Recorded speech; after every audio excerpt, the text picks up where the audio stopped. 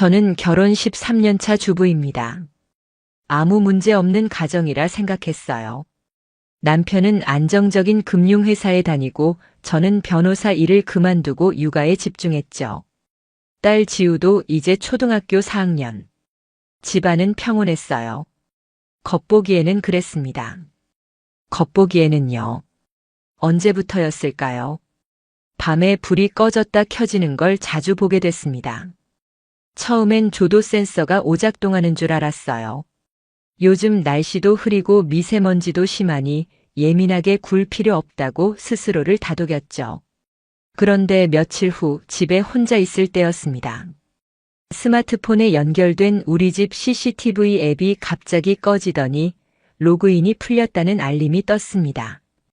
기기 문제려니 하고 넘겼는데 이상하게 찝찝했어요. 알림 설정을 다시 해두고 비밀번호도 바꿨습니다. 그날 밤 남편은 늦게 들어왔습니다. 야근했어. 요즘 프로젝트가 좀 커. 말은 평소처럼 했지만 샤워하러 들어간 사이 옷에서 향수 냄새가 강하게 풍겼습니다. 분명히 제 것이 아닌 익숙하지 않은 향이었어요. 기분 탓이라 넘겼습니다. 정말 넘기고 싶었습니다. 며칠 후 아침 식사 시간. 지우가 뜬금없이 이런 말을 했습니다. 엄마 아빠가 말했어. 우리끼리 얘기하는 거 녹음하면 안 된대. 순간 젓가락이 손에서 툭 떨어졌습니다. 지우가 무심히 밥을 뜨는 걸 보며 머릿속이 복잡해졌어요. 왜 그런 말을 했지? 언제 그런 얘기를 했는데? 그냥 피아노 학원 가는 길에. 아빠가 얘기했어. 그 순간 뭔가 확신이 생겼습니다. 남편은 저를 지켜보고 있었던 게 아니었어요. 기록하고 있었습니다. 무언가 목적이 있어 보였습니다. 스마트 도어록의 출입 기록도 확인해 봤어요.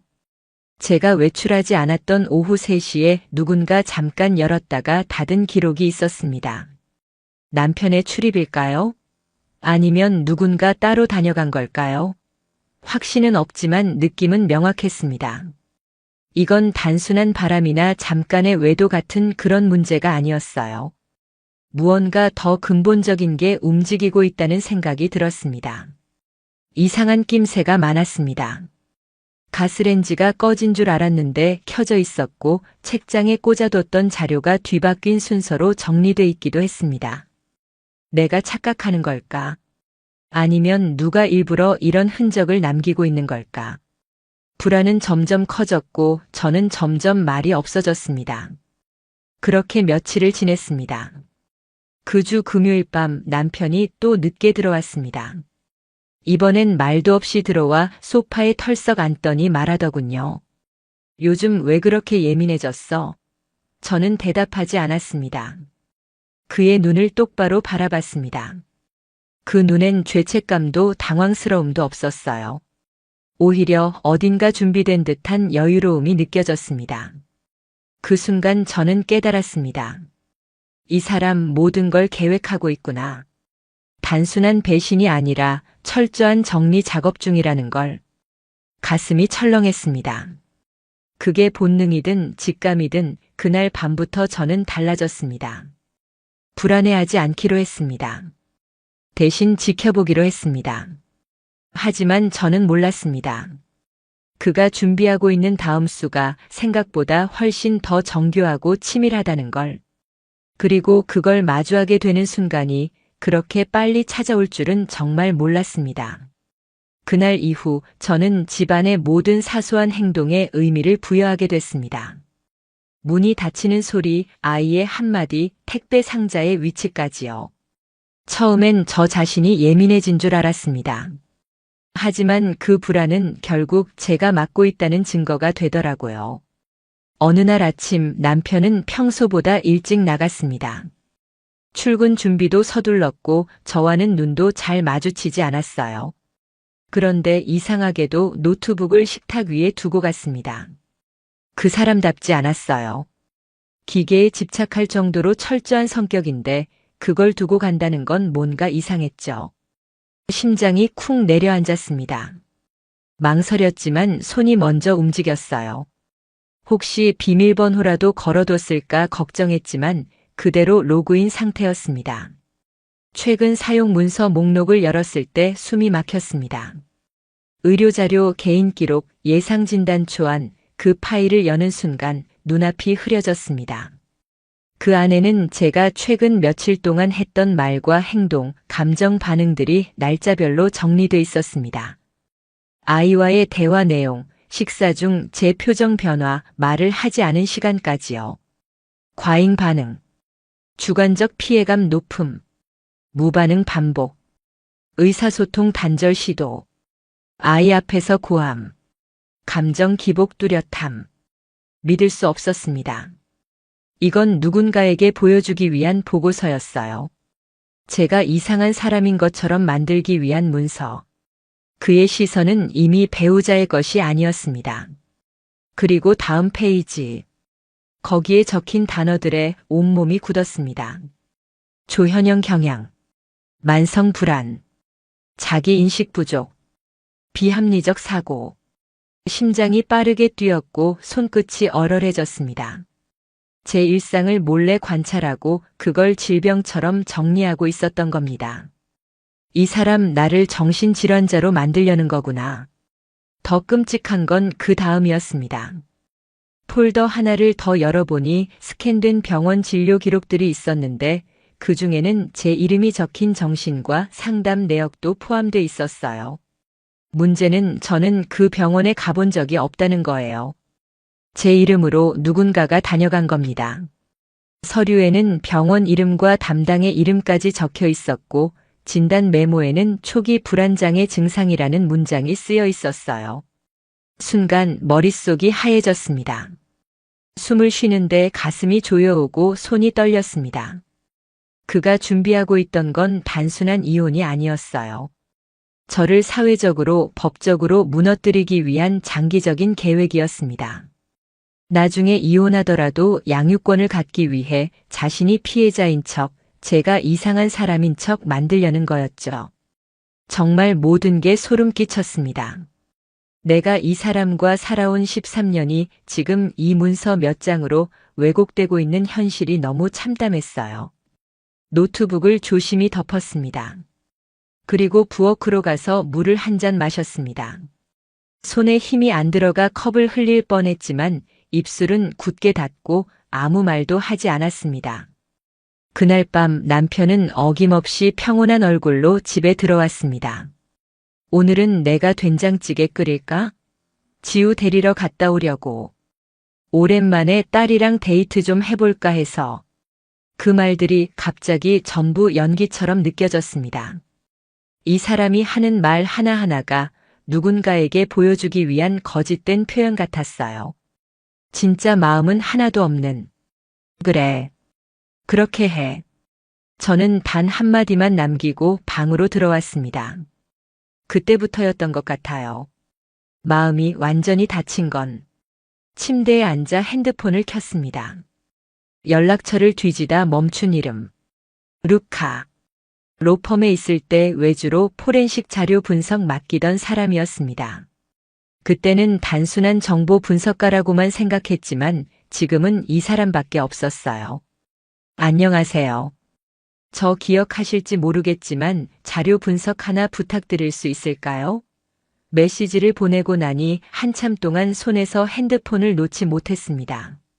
마음속으로 계속 되뇌었어요. 이건 정말 진짜일까? 내가 뭘 그렇게 잘못했을까? 루카는 생각보다 빨리 답장을 줬습니다. 다시 연락할 줄 몰랐네요. 자료 보내주세요. 조용히 처리해드릴게요. 그 문장을 읽는 순간 희미하게 긴장이 풀렸어요. 어쩌면 처음이었을 겁니다. 이 상황에서 누군가에게 도움을 요청했다는 사실만으로도 제 안에 무언가가 움직이기 시작했거든요. 하지만 문제는 지금 이 상황의 중심에 있는 상대가 누구인지 아직 확신할 수 없다는 거였어요. 남편 혼자서는 이 정도 준비를 할 사람이 아닙니다. 누군가 조언하거나 도와주는 사람이 있다는 확신이 들었습니다. 그날 오후 지우를 피아노 학원에 데려다주고 대기실에서 기다리고 있는데 다른 학부모가 무심히 이런 얘기를 꺼냈어요. 지우 엄마 요즘도 하영 씨랑 자주 보시죠? 하영이요? 네. 유하영 씨. 같은 학원이라 애들이 자주 만난다고 들었어요. 순간 그 말이 귓가에 멈춰 섰습니다. 유하영. 분명히 기억나는 이름이었습니다. 대학교 시절 저보다 2학번 아래 후배였어요. 같은 동아리 활동을 잠깐 했고 법 쪽에보단 교육 쪽으로 방향을 튼다고 했던 아이. 그 후로는 연락도 없었는데 그 이름을 여기서 다시 듣게 될 줄은 몰랐습니다. 고개를 들어 학원 벽면의 아이들 사진을 봤습니다. 지우 옆에 있는 여자아이, 그리고 그 엄마. 언뜻 본 얼굴인데 그게 하영이었다는 걸 그제야 확신했습니다. 집에 돌아오자마자 SNS를 열었고 유하영이라는 이름을 검색했습니다. 비공개 계정이었지만 프로필 사진이 있었습니다. 맞았습니다. 그 여자. 작년 말부터 종종 학원 앞에서 저를 지나치며 인사하던 말없이 웃던 그 얼굴. 그때는 그저 낯익은 얼굴이라 생각했는데 지금 생각해보니 그 모든 인사와 웃음이 너무 의도적이었어요. 프로필 아래쪽. 팔로우 목록 중에 익숙한 이름이 눈에 들어왔습니다. 남편. 숨이 턱 막혔습니다. 설마 그럴 리 없다고 믿고 싶었어요. 하지만 남편은 평소에 SNS조차 하지 않던 사람이었거든요.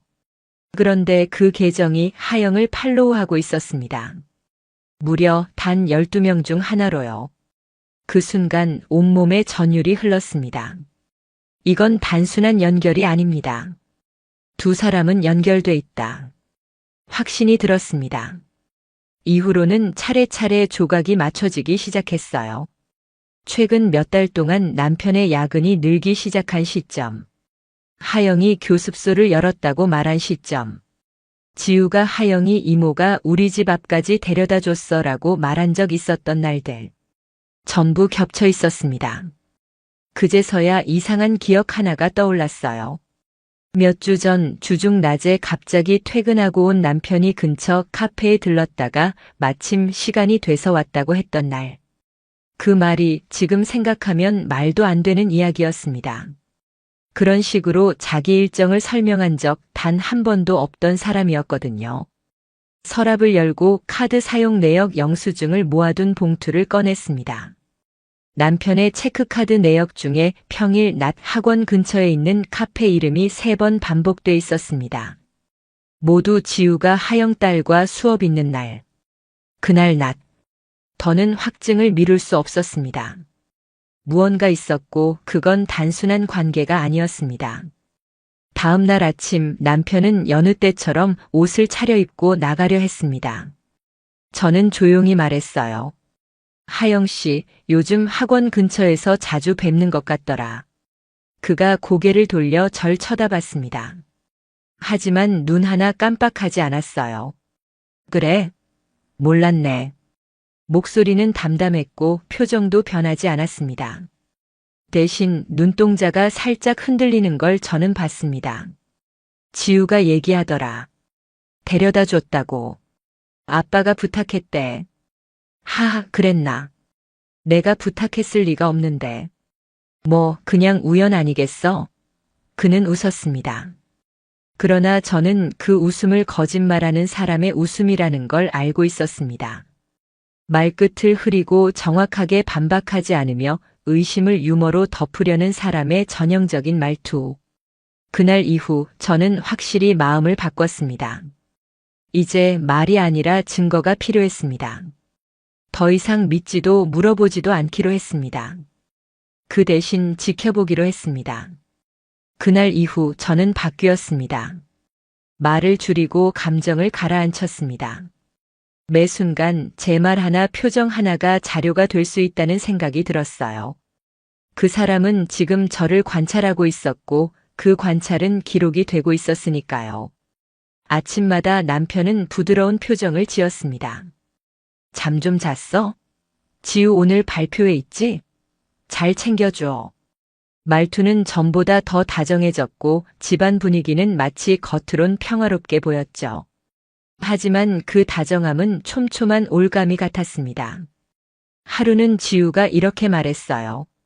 아빠가 그러는데 엄마는 원래 기분이 자주 바뀌는 사람이래. 순간 심장이 쿵 내려앉았습니다. 그걸 왜 아빠가 얘기해? 그냥 내가 엄마 왜 자주 화내냐고 물어봤더니 그렇게 말했어. 엄마는 좀 예민한 편이래. 그날 밤 잠이 오지 않았습니다. 딸의 귀에 제 이미지가 서서히 불안정한 사람으로 새겨지고 있었어요. 남편은 아이에게 말이 아닌 프레임을 씌우고 있었습니다. 말은 조심스럽게 했을 겁니다. 하지만 그 말들이 쌓이면 아이는 결국 엄마는 문제 있는 사람으로 믿게 되겠죠. 그가 하고 싶었던 건 바로 그거였습니다. 엄마라는 역할을 흔들어 버리는 것. 며칠 뒤 지우의 피아노 발표회가 있었습니다. 저는 예전처럼 드레스와 악보를 미리 챙기고 학원 카톡방에 시간도 확인해뒀어요. 그런데 발표회 하루 전 남편이 말했습니다. 지우가 그러는데 엄마랑 같이 가고 싶지 않대. 왜? 엄마가 가면 더 긴장된다고 하더라. 그냥 나만 갈게. 말을 끝내는 그 사람의 표정은 어딘가 짜여진 시나리오 같았어요. 정말 그게 지우의 진심일까? 아니면 지우가 그렇게 말하게 만들었을까? 저는 아무 말도 하지 않았습니다. 발표회 당일 학원 근처까지는 갔지만 들어가진 않았습니다. 그리고 발표회가 끝난 뒤 지우를 데리러 나갔을 때 그 아이는 문 앞에서 저를 보자마자 이렇게 말했어요. 왜 안 들어왔어, 엄마?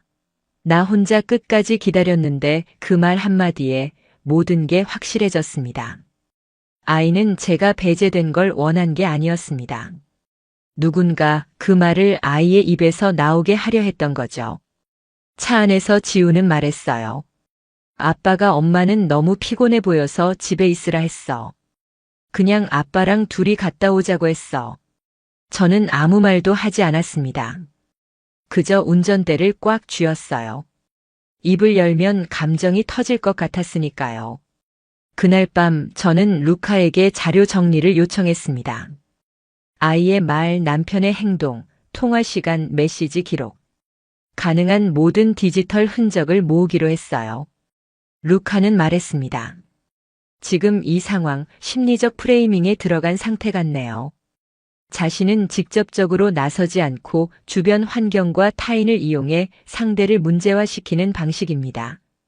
그 말이 너무도 정확해서 온몸이 오싹해졌습니다. 남편은 저를 직접적으로 공격하지 않았습니다.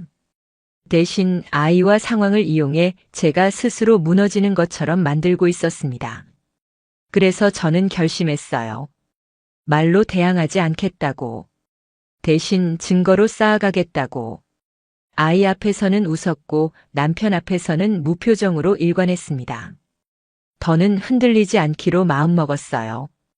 그리고 며칠 후 남편의 이상한 행동 하나가 증거로 남게 되는 순간을 저는 목격하게 됩니다.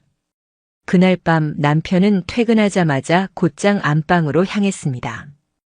양복 상의도 벗지 않은 채 서랍을 마구 뒤지기 시작했어요. 바쁜 듯 뭔가를 찾는 얼굴이었죠. 하지만 그 표정, 전혀 당황하지 않은 척 연기하고 있는 게 뻔했습니다. 뭐 잃어버렸어? 제가 물었지만 그는 고개만 툭 젓고 말았습니다. 아니야. 그냥 회사 문서 좀 꺼내려다가. 그런데 그의 손이 멈춘 건 침대 밑이었습니다. 서랍도 옷장도 아닌 그곳. 그리고 거기에서 작은 쪽지 하나가 떨어졌습니다. A4 용지 절반쯤 되는 낡은 메모지. 접혀 있었지만 가장자리에 진단서라는 단어가 보였어요. 그는 그 쪽지를 보자마자 잽싸게 주워 넣었지만 너무 늦었습니다. 그 짧은 순간 제가 확인한 건 다음 문장들이었죠. 진단서 스캔 완료 305 하 전달 예정 순간 심장이 쿵 내려앉았습니다. 하 전달 하영이었습니다. 그 말은 곧 그가 내 이름으로 가짜 진단서를 만들었고 그걸 하영에게 넘겼다는 뜻이었습니다. 그리고 305라는 숫자는 아마도 특정 장소 혹은 객실이겠죠. 그날 밤 저는 남편의 차키를 몰래 꺼내 들고 글로브 박스를 확인했습니다. 그 안에는 또 하나의 작은 힌트가 들어 있었습니다. 주차 영수증. 위치는 도심 호텔이었고 사용 시간은 평일 낮 11시부터 3시까지. 지우가 수업 있는 시간대와 딱 맞아떨어지는 제가 아이와 함께 있는 시간. 이제 더는 부정할 수 없었습니다. 모든 증거가 점점 하나로 모이고 있었습니다. 다음 날 저는 루카에게 이 정보를 넘겼습니다. 쪽지 사진, 주차 기록, 교습소 근처 카드 내역 전부 엮일 수 있을까요? 루카는 대답 대신 노트북을 열었습니다. 보여줄 게 있어요. 스마트 도어록 기록, 복구한 CCTV 로그, 그리고 통신사 기지국 데이터 일부. 그가 보여준 건 남편과 하영의 기지국 접속 이력이었습니다. 두 사람은 여러 날 같은 시간에 같은 건물 내에서 동시에 핸드폰을 사용하고 있었어요. 평일 대낮 반복적으로요. 게다가 더 충격적인 건 서윤이 명의로 가입된 하나의 앱에서 하영의 교습소 주소가 등록되어 있었다는 점입니다. 이 앱 남편이 설치한 보안 관련 프로그램인데 아내 명의로 위장돼 있더군요. 주소 등록은 하영 교습소. 기기 접속자는 남편. 한순간 머릿속이 하얘졌습니다. 이 사람은 내 이름을 도구로 이용해 하영의 공간을 덮어준 거였어요. 무언가 문제가 생기면 책임은 제 쪽으로 흘러가도록 조작된 구조. 그 순간 깨달았습니다. 그들은 단순한 바람이 아니었습니다. 이건 완벽하게 기획된 프레임 조작이자 신분 위조 수준의 공모였어요. 그날 밤 집으로 돌아온 남편은 말없이 제 눈치를 살폈습니다. 그리고 뜬금없이 이런 말을 꺼냈어요. 우리 요즘 서로 말이 줄었지? 뭐 나도 좀 예민했었나 봐. 미안했어. 그 말에 저는 아무 반응도 하지 않았습니다. 고개만 끄덕이고 방으로 들어왔죠. 문을 닫은 뒤 심장이 미친 듯이 뛰었습니다. 이 사람 뭔가 눈치챈 걸까? 아니면 더 치밀하게 무너뜨릴 준비를 하는 걸까? 전 더 조심스럽게 움직이기로 했습니다. 이제부터 제가 할 일은 단 하나. 그들이 실수하게 만드는 것. 이제 복수는 시작돼야 했습니다. 그날 이후로 저는 모든 말과 행동을 녹음했습니다. 가스레인지 불을 켜는 순간부터 지우가 잠들기 전까지의 대화까지. 남편이 무심코 던지는 말 한마디도 이제는 증거가 될 수 있다는 생각에 기억에 의존하지 않기로 했어요. 하지만 그 사람은 그보다 더 교묘한 수단을 꺼내들었습니다. 지우를 더 이용하기 시작한 거였죠. 정확히 말하면 지우의 입을 통해 제 이미지를 바꾸려는 시도였어요. 하루는 남편이 이렇게 말하더라고요. 지우가 그러던데 엄마는 요즘 집에만 있으니까 답답하대. 엄마가 피아노 발표회 안 온 거 사실 좀 속상했대. 애한테 좀 더 신경 써줘. 괜히 민감하게 굴지 말고. 그 말 하나하나가 제 가슴을 찔렀습니다. 아니, 정확히는 아이 입을 빌린 말이라는 점이 더 잔인했죠. 저는 차분히 고개를 끄덕이며 말했습니다. 지우한테 직접 얘기해 볼게. 그날 저녁 지우 방에 조용히 들어가서 말했어요. 지우야, 엄마 요즘 좀 이상해 보여. 아니, 그냥 엄마가 자주 혼자 있는 것 같아서 아빠가 걱정된대. 아빠가 뭐라고 했는데? 지우는 잠시 망설이다가 천천히 입을 열었습니다. 엄마가 요즘 감정 기복이 심하다고, 그래서 너무 가까이서 오래 있으면 힘들 수 있다고 그랬어. 그 말에 순간 숨이 멎었습니다. 그는 아이에게까지 저를 불안정한 사람처럼 주입시키고 있었던 거예요. 지우야, 엄마가 화내는 건 너 때문이 아니야. 엄마가 너를 사랑하는 마음은 변한 적 없어. 그 말을 들은 지우는 갑자기 눈물을 뚝뚝 흘렸습니다. 그리고 이렇게 말했습니다. 나도 알아. 아빠가 엄마 이상하다고 말할 때 그거 엄마한테 너무 나쁜 말 같았어. 그 말 한마디에 가슴이 철렁했습니다. 이 아이는 알고 있었던 겁니다. 무엇이 옳고 무엇이 이상한지를. 그날 이후로 저는 지우 앞에서 더 자주 웃으려 했어요. 조금은 밝게 말하고 식사도 같이 하고 같이 TV도 봤습니다. 그럴수록 남편은 더 자주 저를 배제하려 들었습니다. 지우가 친구들과 소풍 가는 날 남편이 말했습니다. 지우가 이번엔 나만 같이 가고 싶대. 엄마가 오면 너무 튀어서 민망하대. 지우가 직접 그랬어? 그냥 내가 보기엔 그런 눈치야. 이젠 말하지 않더라고요. 지우가 직접 말했다고. 그는 점점 애매한 말로 자신이 만든 프레임 속으로 저를 밀어넣고 있었습니다. 그래서 저는 거꾸로 그의 말을 이용하기로 했습니다. 다음 날 일부러 외출복을 입고 나갔습니다. 머리를 손질하고 아는 동기에게 전화를 걸며 일부러 크게 웃었죠. 남편은 대수롭지 않게 반응했지만 저녁엔 혼잣말처럼 이렇게 말했어요. 요즘 좀 밝아졌네. 좋은 일 있나? 응. 요즘 주변 사람들이 재밌어. 제가 그렇게 말하자 그는 한참 동안 말이 없었습니다. 그 침묵이 낯설지 않더라고요. 며칠 뒤 지우가 피아노 학원에서 돌아오며 말했습니다. 아빠가 오늘 교습소 앞에서 하영 이모 기다리고 있었어. 내가 봤는데 뽀뽀하진 않았어. 그냥 둘이 손잡고 있었어. 그 순간 머릿속이 하얘졌어요. 어른들의 잘못된 관계를 아이의 입으로 듣는 건 이 세상 어떤 고통보다 잔인하더군요. 하지만 저는 화내지 않았습니다. 지우의 머리를 쓰다듬고 그 얘긴 다른 사람한텐 말하지 말자. 엄마랑 우리만 알고 있자. 그렇게만 말했어요. 지우는 고개를 끄덕였고 제 손을 꼭 쥐었습니다. 엄마 편이야. 나는. 그 말에 온몸에 전율이 흘렀습니다. 남편은 저를 가족에게서 고립시키려 했지만 정작 그가 밀어낸 딸은 더 단단하게 저를 붙잡고 있었습니다. 그날 밤 저는 거실 소파에 앉아 휴대폰으로 일부러 남자 동기의 프로필을 띄워두었습니다. 사진, 통화 기록, 메시지 창까지 그대로. 그걸 보고 있던 제 눈은 무표정했지만 마음속엔 불꽃이 일고 있었어요. 남편은 퇴근 후 무심한 척 옆을 지나가다가 그 화면을 흘끗 봤습니다.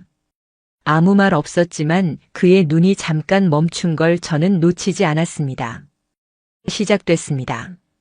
그날 밤 저는 일부러 늦게까지 전화를 걸었습니다. 작은 웃음도 섞었고 다음 주에 또 보기로 했어. 라는 말도 일부러 크게 말했죠. 그 다음 날부터 남편은 확연히 달라졌습니다.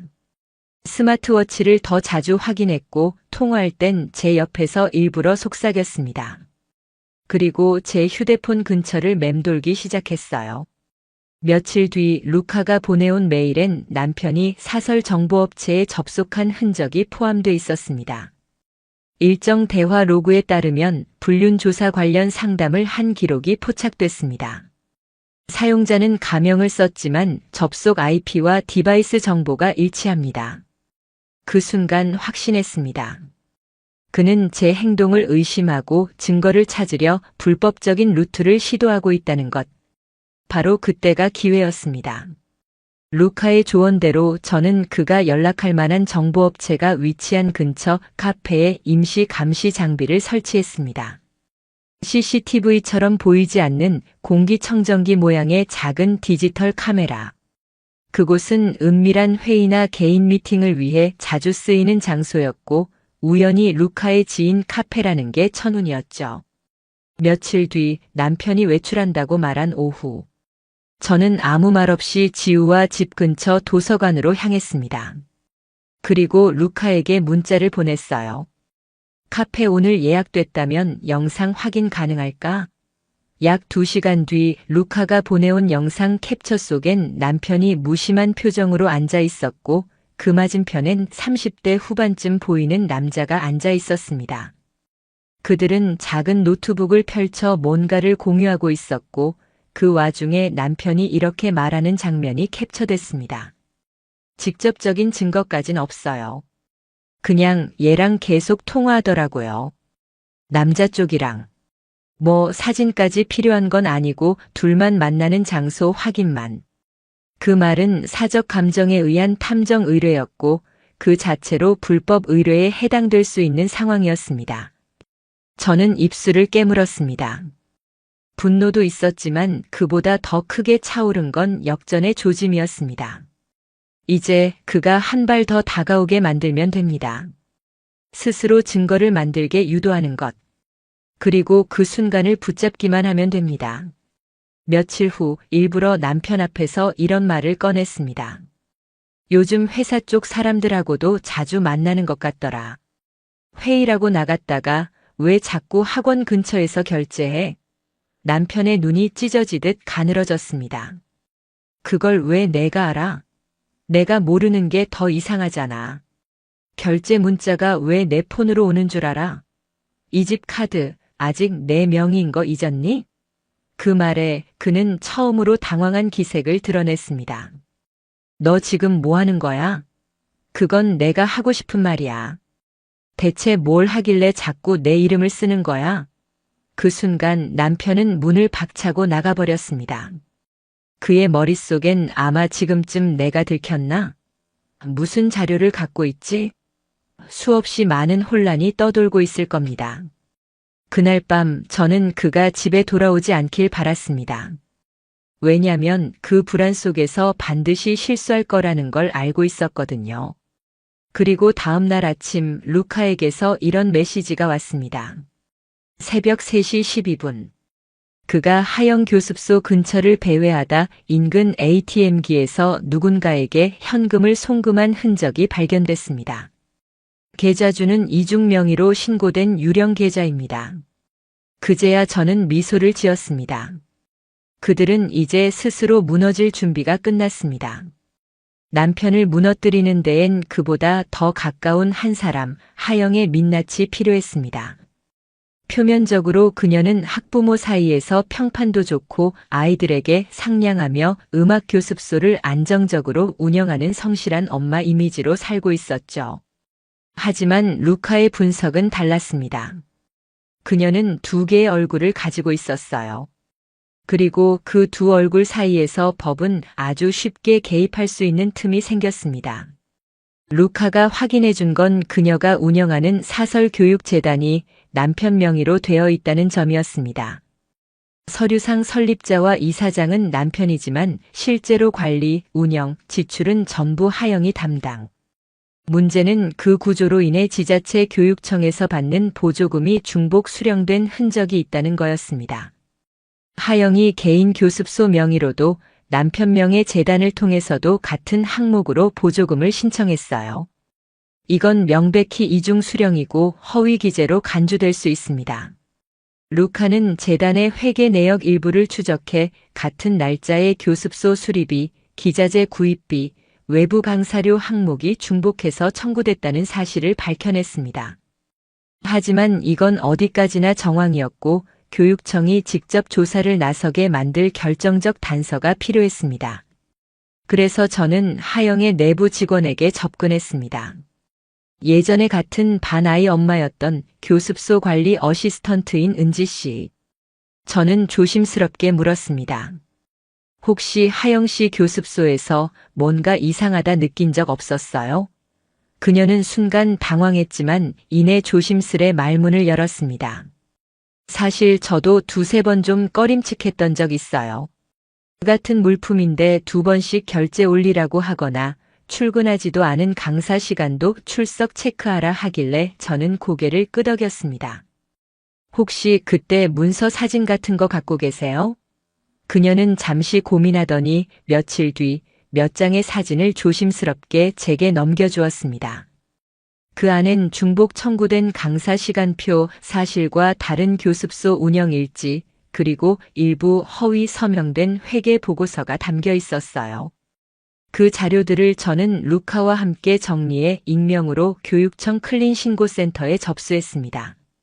그리고 일주일 뒤 하영의 교습소는 정기 감사 명목으로 교육청 조사를 받게 되었고 그 뉴스는 아주 빠르게 학부모 단톡방으로 퍼졌습니다. 그 교습소 뭔가 터진 거라더라. 하영 씨 남편 명의도 이상하고 어디선가 보조금 중복 수령했다던데 소문은 걷잡을 수 없었습니다. 그리고 그 와중에도 하영은 저를 전혀 의심하지 않았습니다. 오히려 피아노 수업이 끝난 날 무심한 척 다가와 말했죠. 지우는 늘 예뻐요. 그런데 요즘 서윤 씨는 예전보다 말이 줄었네요. 요즘 생각이 많아서요. 그녀는 웃으며 고개를 끄덕였습니다. 그 웃음이 너무 가증스러워서 속에서 열이 치밀었지만 저는 아무 표정도 지지 않았습니다. 며칠 뒤 루카에게서 짧은 메시지가 왔습니다. 폐업 신고 접수됐습니다. 하영 교습소 다음 달 말까지만 운영 예정. 그 말을 듣는 순간 아무 말도 하지 못했습니다. 입꼬리가 올라갔지만 마음 깊은 곳에선 씁쓸함과 후련함이 동시에 밀려왔어요. 지우는 말했습니다. 엄마, 그 이모 교습소 없어진대. 다들 이제 다른 학원 알아보러 다니고 있대. 그래? 그럼 너도 다른 데 가볼까? 지우는 고개를 끄덕였고 더는 하영의 이름을 입에 올리지 않았습니다. 이제 다음 순서. 남편이 그 교습소에 어떤 방식으로 연루돼 있었는지 그 자금 흐름을 확인하는 일이 남아 있었어요. 하영의 교습소가 폐업을 앞두고 있다는 소식은 생각보다 빨리 퍼졌습니다. 학부모 단톡방에선 조심스러운 말이 오갔고 교육청 사이트엔 이미 조사 진행 중이라는 문구가 떠 있었습니다. 그 즈음부터 남편의 얼굴엔 묘한 긴장이 서려 있었어요. 말수는 줄었고 식사 자리에서도 젓가락질을 멈추는 일이 잦아졌습니다. 그리고 며칠 뒤 루카에게서 한 통의 전화가 왔습니다. 회사 쪽도 흔들리는 것 같습니다. 지인 통에 들었는데 남편 관련 루머가 돌고 있어요. 누군가 회사 돈으로 사설 교육기관 후원했다더라고. 순간 가슴이 철렁했습니다. 그 사설 교육기관이 설마. 이름은 안 나왔어요. 근데 금액이 작지 않고 후원 명목인데 정작 내부 결제 기록이 불투명하다는 얘기가 있어요. 그 시점이 하영 교습소로 자금 흘러갔던 때와 겹칩니다. 저는 눈을 감고 숨을 깊게 들이쉬었습니다. 그 후 이틀 뒤 남편은 회식이 있다고 말하고 늦게 들어왔습니다. 술 냄새가 강하게 풍겼고 얼굴은 굳어 있었습니다. 무슨 일 있었어? 제가 묻자 그는 짧게 웃으며 말했습니다. 요즘 회사에 참말 많은 사람 많더라. 별일도 아닌 걸로 뒤에서 쑥덕대고 그의 표정은 웃고 있었지만 눈은 피로와 초조함으로 가득 차 있었습니다. 그리고 또 며칠 후 루카가 보내온 메일엔 명확한 문장이 담겨 있었어요. 지훈 씨 윤리위원회 출석 통보 받았습니다. 공식 사유는 공적 자금 운용의 부적절성입니다. 내부 조사팀이 외부 기관과의 금전 거래 내역 추적 중이며 일부 금액이 교육업 등록 업체로 흘러간 것으로 확인됨. 순간 머릿속이 하얘졌습니다. 그 교육업 등록 업체. 바로 하영의 교습소였습니다. 공식 등록은 남편 명의의 재단. 명목상 후원이지만 실상은 사적 관계 유지 비용이었던 거죠. 그날 저녁 남편은 아무 말 없이 귀가했습니다. 손에 든 가방은 축 늘어져 있었고 걸음도 평소보다 훨씬 무거워 보였어요. 그는 식탁에 앉지도 않았고 거실도 거치지 않은 채 안방 문을 닫았습니다. 지우는 제게 물었습니다. 아빠 요즘 왜 그래? 저는 아이를 꼭 안아주며 대답했어요. 아빠가 조금 지쳤나 봐. 그리고 그 주 주말. 저는 마지막 단계를 위해 이혼 조정 서류를 정리했습니다. 이젠 더 이상 기다릴 이유가 없었어요. 스스로 무너진 탑은 제가 건드리지 않아도 알아서 붕괴 중이었습니다. 며칠 후 남편의 회사 이메일 계정은 내부 시스템상 비활성화 처리된 걸로 나타났고 지점 이동이 아닌 계약 해지 결정이 내려졌다는 소식도 루카를 통해 확인했습니다. 그 시점에서 저는 모든 법적 대응 수순에 들어갔습니다. 양육권 지정 소송, 공동재산 분할 신청, 위자료 청구, 부당명예 사용 관련 민사경고장 학교 측에도 지우의 안정적 양육 환경을 위한 상담 기록과 저와의 유대관계가 상세히 담긴 의견서를 제출했습니다. 담임 선생님은 조용히 말했습니다. 지우는요, 엄마에 대한 신뢰가 확고해요. 사실 그게 요즘 아이들한텐 제일 중요하거든요. 그 말을 들은 날 밤 저는 정말 오래간만에 울었습니다. 그 누구도 아닌 딸아이가 저를 붙잡아주고 있었다는 사실에 그제야 무너진 감정이 터져나왔어요. 이제 남편은 보험 해약에 따른 손해도 감수해야 했고 공동명의로 되어 있던 예금 계좌 역시 법적으로 정리 절차가 시작됐습니다. 한 달 전만 해도 고개를 빳빳이 들던 사람이 이젠 눈조차 제대로 마주치지 못했습니다. 마지막으로 지우가 제게 조심스레 물었습니다. 엄마, 우리 이사 가는 거야? 응. 조금 더 조용하고 지우가 편하게 지낼 수 있는 곳으로. 지우는 고개를 끄덕이며 말했습니다. 나는 엄마만 있으면 돼. 그 말을 들은 순간 모든 복수도 모든 준비도 이 아이 앞에선 너무 작고 가벼워 보였습니다. 하지만 그건 더 이상 감정이 아니라 정리였습니다. 무너진 건 그들 쪽이었고 남은 삶은 이제 저의 것이었어요. 짐 정리는 생각보다 오래 걸렸습니다. 생각해보면 이 집엔 기억보다도 감정이 더 많이 남아 있었거든요. 방문 손잡이를 돌릴 때마다 그 사람의 목소리가 들릴 것 같았고 부엌 식탁 위엔 지우가 엄마 이거 그 사람 거야? 하고 물었던 컵도 남아 있었습니다. 하지만 이젠 그 어떤 물건도 저를 붙잡지 않았습니다. 지우는 깔끔하게 정리된 방을 둘러보며 말했어요. 엄마, 이 집에서는 이제 슬픈 일 없었으면 좋겠어. 그 말이 지금까지 들은 그 어떤 위로보다 묵직하게 다가왔습니다. 그날 밤 마지막으로 노트북을 열었습니다. 루카와의 메일 교환 폴더, 녹음 파일 폴더, 스캔한 서류와 날짜별 기록들. 그 모든 걸 하나의 폴더로 묶어 압축 파일을 만들었습니다. 이름은 단순히 문서와 파일 설명엔 이렇게 적었어요. 이건 복수가 아닙니다. 반복되지 않도록 남기는 기록입니다. 이제 복수는 끝났습니다. 하영은 교육계에서 퇴출되었고 그녀의 교습소는 이미 문을 닫았습니다. SNS도 비공개로 전환됐고 주변 엄마들 사이에선 이미 거르기로 한 이름이 되어 있었죠. 그리고 남편. 아니, 이제는 전 남편이 된 그는 직장을 잃었고 금융계 네트워크에서도 블랙리스트에 올랐다고 들었습니다. 그는 아무런 항변도 없이 서류에 도장을 찍었습니다. 양육권은 당연히 제게 넘어왔고 위자료와 재산 분할도 제 쪽 조건이 거의 그대로 반영됐습니다. 어쩌면 그는 마지막까지 스스로를 불쌍한 피해자라고 여겼을지도 모르겠습니다. 하지만 가족을 무너뜨리기 위해 조작하고 아이를 이용하고 상대의 정신을 흔들려 했던 사람이 어떤 자격으로 동정을 바랄 수 있을까요? 우리는 도시를 떠났습니다. 멀지 않지만 그들과의 기억이 닿지 않는 거리. 작은 원룸에서 시작된 제 인생이 이제는 딸아이와 단둘이 조용한 단독주택에서 다시 이어지게 된 거죠. 가끔 루카에게 짧은 안부 메시지를 보냅니다. 덕분에 정리 잘 끝났습니다. 지우는 잘 자라고 있어요. 저는 요즘 드디어 책을 다시 읽어요. 그러던 어느 날 루카가 이렇게 답장을 보냈습니다. 당신이 그 모든 걸 참아낸 건 복수 때문이 아니라 아이 때문이었어요. 그런 사람은 무너지지 않아요. 그 말을 보고 한참 동안 화면을 바라봤습니다. 맞아요. 저는 복수를 위해 싸운 게 아니라 더는 무너지지 않기 위해 준비한 거였습니다. 기록은 마쳤고 사람들은 떠났으며 상처는 아직 남아있지만 이제는 그 상처를 누구에게도 들키지 않고 살아갈 수 있는 힘이 생겼습니다. 지우는 오늘도 책가방을 메고 말했습니다.